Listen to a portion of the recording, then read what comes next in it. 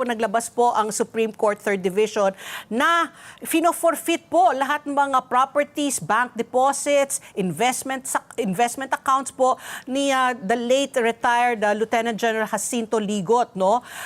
Kasi nga po parang na-prove na hindi wala daw sa kanyang kakayahan na to own all these properties, no, and all this money. So maybe you can help us understand, may ganun bang kapangyarihan ang ating Korte Suprema maski na nasa pangalan ng mga iba, kunyari, no, sa kanyang misis, sa kanyang in-laws, or sa mga anak niya?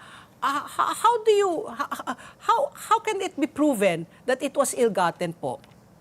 But una, under the old law, 1955 pa ang batas na ito yung unexplained wealth law.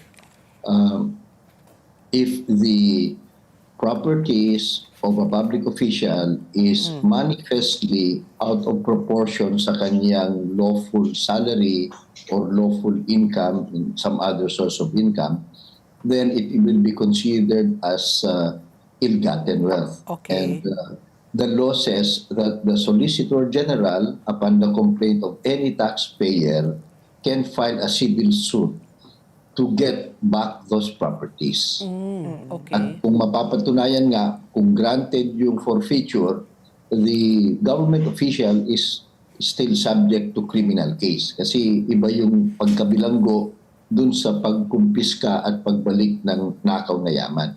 So there's nothing new about this, Pat and Ricky. Okay. Matagal na ang batas na ito.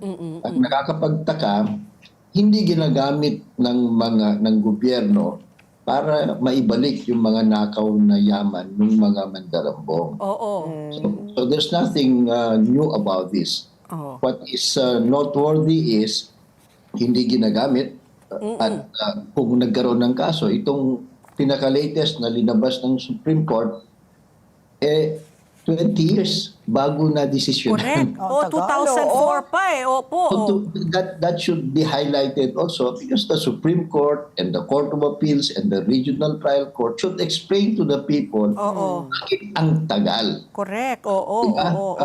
And then ito pa, if you look very closely dun sa decision, ang desisyon na ito nung March pa, 2025, ngayon ilabas. Ngayon lang, So opo. we talk about transparency, but we tolerate a Supreme Court that kailan lang nila kursunadang ilabas yung desisyon, saka lang nila ilalabas. So, di ba, hindi maganda yun. As a matter of fact, to my mind, yung delaying making a decision, if that is malicious, is also another form of graft and corruption. Hindi lang naman yung pagnanakaw under the Anti-Graft and Corrupt Practices Act.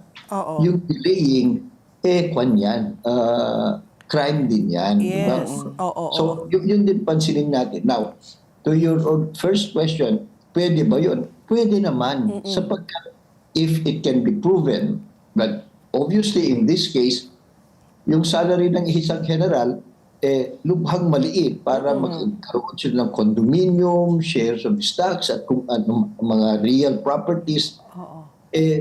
Napatunayan na yung mga anak niya, kung saan niya pinangalan mga ito, yung mga in-laws niya, yung asawa niya, wala naman silang ganong kalaking income.